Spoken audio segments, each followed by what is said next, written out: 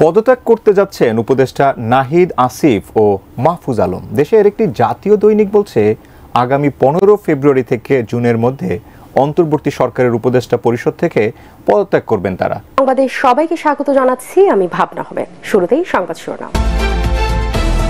জামাতের যত নেতা আছে, বিএনপির যত নেতা আছে, যাদেরকে ক্রস ফায়ার দেখানো হয়েছে, এদেরকে মারার সিস্টেম কি ছিল?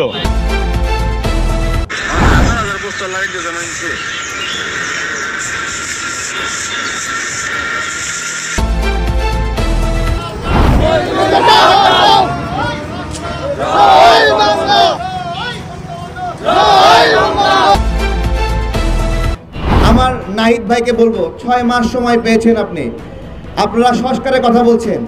আরে ভাই, 6 মাসে টেলিটকের যে সিম, এটারই তো উন্নতি করতে পারেন নাই। আপনারা তো ভোটের বাক্স ভরতে চান না, তাহলে আপনাদের কেন ভোটে না? আমার কথা শেষ হয় নাই। তুলনামূলক চিত্রটা আপনি দেন না।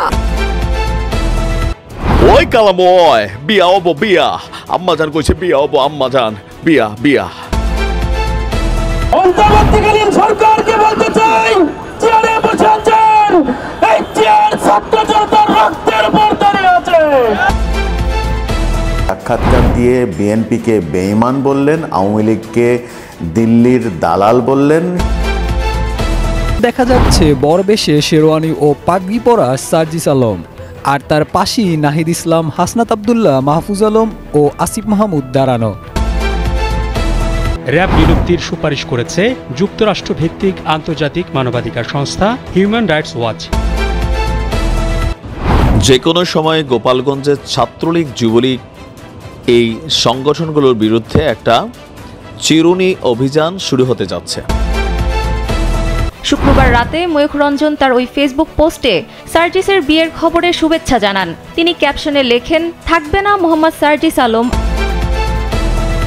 আমরা তো বর্তমান যা দেখতেছি, মনে করেন আমরা তো ভাবছিলাম যে এই ছাত্র আন্দোলনের পরে থেকে মনে হয় আমরা খুব শান্তিতে থাকবো, কিন্তু এখন তো দেখতেছি যে আগে চাই আমরা বর্তমান খুব খারাপ আছি। শুনছিলেন সংবাদ শিরোনাম, এবারে বিস্তারিত। এদিকে ওপেন সবার সামনেই ক্ষমতাচ্যুত শেখ হাসিনার কিছু ছবির পোস্টার বিভিন্ন দেয়ালে লাগিয়েছে নিষিদ্ধ সংগঠন ছাত্রলীগের কর্মীরা। সেই সাথে রাস্তায় ওপেন আওয়ামী লীগের মিছিল ও স্লোগানে উত্তাল দেশের বিভিন্ন স্থান।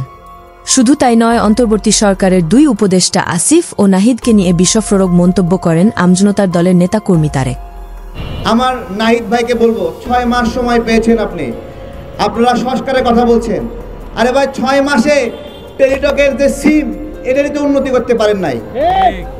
টেলিটকের সিমে নেটওয়ার্ক পায় না, তাহলে আপনি আপনার উপর যে কাজ ছিল সেই কাজ বাদ দিয়ে কোন আজগবি কাজে আপনি ব্যস্ত ছিলেন যে টেলিটকের জন্য আপনি উন্নয়ন করতে পারেন নাই? আপনাকে কেন ইন্টারনেটের বিল বাড়াতে হলো? আমাদের আসিফ মাহমুদ ভাইয়ের উপর একটা দায়িত্ব ছিল, উনি কথা দিয়েছিলেন রানা প্লাজার ক্ষতিগ্রস্তদের জন্য উনি কিছু করবেন। 108 কোটি টাকা শেখ হাসিনা চুরি করেছিল, প্রধানমন্ত্রীর দপ্তর থেকে সেই টাকা উদ্ধার করে রানা প্লাজার ক্ষতিগ্রস্তদের দিবেন। আমাদের আসিফ মাহমুদ ভাই সেই ক্ষতিপূরণ আদায় না করে উল্টো ওই শ্রম মন্ত্রণালয়ের দায়িত্ব ছেড়ে দিয়ে দিলেন। অন্যদিকে আবার বিয়ে করলেন বৈষম্য বিরোধী ছাত্র আন্দোলনের অন্যতম সমন্বয়ক সার্জিস আলম। সার্জিস আলমের বিয়ের কিছু পিক দেখে ফেসবুকে পোস্ট করে শুভেচ্ছা জানিয়েছেন ওপার বাংলার মারাত্মক সাংবাদিক ময়ূখ রঞ্জন ঘোষ। সার্জিস আলমের বিয়ের শেরওয়ানি পরা ফেসবুকে পোস্ট দেখে সার্জিসকে নিয়ে আলোচনা করেন দেশের বিভিন্ন বিশ্লেষক। কংগ্রেচুলেশন দ্য ব্লুটুথ বয়। এই বৈষম্য বিরোধী ছাত্র আন্দোলনের অন্যতম সমন্বয়ক সার্জিস দ্য ব্লুটুথ বয়। এই মুহূর্তে সবই আছে, শুধু একটা জিনিসের অভাব ছিল, সেটা হচ্ছে সুন্দরী একটা বউ।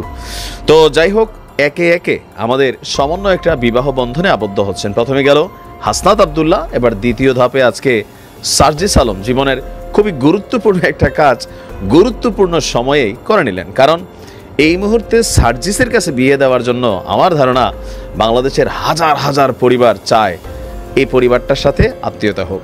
এবং সেই পোস্টে ময়ূখ রঞ্জন ঘোষ উল্লেখ করে বলেন, সার্জিস আলম আর থাকবে না। থাকবে না মোহাম্মদ সার্জিস আলম, আর আইবুড়া থাকবে না। লড়াই চলতে থাকবে, তবে আজ যুদ্ধবিরতি। বাংলাদেশের অন্যতম জনপ্রিয় সমন্বয়ক সুবক্তা ছোট ভাই সার্জিস আলমকে বৈবাহিক জীবনের অনেক শুভেচ্ছা জানাই ভারত থেকে। ভালোবাসা, ময়ূখ রঞ্জন ঘোষ। এদিকে আবার উপদেষ্টার দায়িত্ব ছাড়ার ব্যাপারে উপদেষ্টা নাহিদ ইসলাম গণমাধ্যমে বলেন, পত্রিকা আসলে কোন উৎস থেকে এটা বলা হয়েছে এটা কিন্তু আসলে পরিষ্কার করে নাই আসলে, আর এই ধরনের কোনো সিদ্ধান্ত আসলে এখনো হয় নাই। হ্যাঁ, এবং এটা এরকম যদি হয় সেটা আমরা নিজেরাই এটা বলবো। এদিকে আবার বিএনপির নেতাদের গুম করার লোমহর্ষক বর্ণনা দিলেন চাকরিচ্যুত পুলিশ সদস্য সোহেল হোসেন। জামাতের যত নেতা আছে, বিএনপির যত নেতা আছে যাদেরকে ক্রস ফায়ার দেখানো হয়েছে, এদেরকে মারার সিস্টেম কি ছিল? আগে আইনা রাখতো, এরপরে অস্ত্র উদ্ধার করবে বললে লোকটারে নিয়ে দেয়া, চোখ বেঁধে পিছনে হ্যান্ডকাপ লাগেয়া, তারপর মনে করেন কয় দৌড় দে, বাঁচতে চাইলে দৌড় দে, এরপরে গুলি করে। এসপি ডিআইজি কে খুশি করা কি মহিলা কনস্টেবলের, মহিলা সাব ইন্সপেক্টরের কাজ? আর যারা তাদের কথায় রাজি হবে, এই চেয়ারগুলো সুন্দরীদের জন্য বরাদ্দ থাকে, ওনাদেরকে খুশি করা ওইখানে বসে থাকা। অন্যদিকে আবার বেশিরভাগ রাজনৈতিক ভাষ্যকার পড়ালেখা করে আসেন না বলে জানিয়েছেন একটি টক শোতে এই প্রধান উপদেষ্টার প্রেস সচিব, এবং ব্যারিস্টার রুমিন ফারহানাকে নিয়ে এই প্রেস সচিবের বাক বিকাণ্ডে জড়ানো একটি ভিডিও সোশ্যাল মিডিয়ায় উঠে আসে। আপনারা তো ভোটের বাক্স ভরতে চান না, তাহলে তুলনামূলক চিত্রটা বলেন। দেন না। পলিটিক্যাল যাতে কমেন্টেটর দেখি বেশিরভাগই হচ্ছে কি পড়ালেখা করে আসেন না। অন্যদিকে আবার ব্যাব ও ক্ষমতাচ্যুত হাসিনা এবং ১৪০ সাংবাদিককে নিয়ে HRWর প্রতিবেদন প্রকাশ করে। নিশ্চিত করতেও র‍্যাব বিলুপ্তির সুপারিশ করেছে যুক্তরাষ্ট্রভিত্তিক আন্তর্জাতিক মানবাধিকার সংস্থা হিউম্যান রাইটস ওয়াচ। এক প্রতিবেদনে র‍্যাব বিলুপ্তির সুপারিশ করেছে HRW। তাদের সিনিয়র গবেষক জুলিয়া ব্লেকনার বলেছেন, অন্তর্বর্তী সরকারের সময় মানবাধিকার ও বাক স্বাধীনতার মতো বিষয়ে প্রতিশ্রুতির বিপরীত আচরণ দেখা যাচ্ছে। এক প্রতিবেদনে তথ্য জানিয়েছে ডয়চে ভেলে। জার্মান ভিত্তিক গণমাধ্যমটি বলছে, বাংলাদেশের মানবাধিকার কর্মীরাও মনে করেন একটি গণতান্ত্রিক দেশে এমন একটি বাহিনী থাকতে পারে না। একটি সূত্র থেকে জানা যায়, ক্ষমতা ছাড়বে না অন্তর্বর্তী সরকারের প্রধান উপদেষ্টা ডক্টর মোহাম্মদ ইউনূস সরকার। এই নিয়ে আলোচনা করেন রাজনৈতিক বিশ্লেষকরা।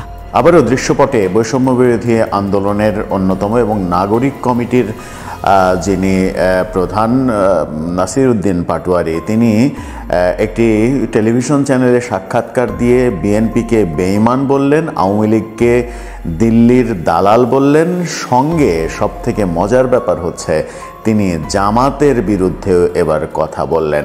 আদতে বৈষম্য বিরোধী ছাত্র আন্দোলন কিংবা নাগরিক কমিটি কি চাইছে, কাদের পক্ষে তাদের অবস্থান, কাদের বিপক্ষে তাদের অবস্থান, ব্যাপারগুলো এলোমেলো হয়ে যাচ্ছে। এদিকে আবার আওয়ামী ফ্যাসিবাদের পুনর্বাসন রুখে দেওয়ার ঘোষণা দিয়েছে ছাত্র শিবির।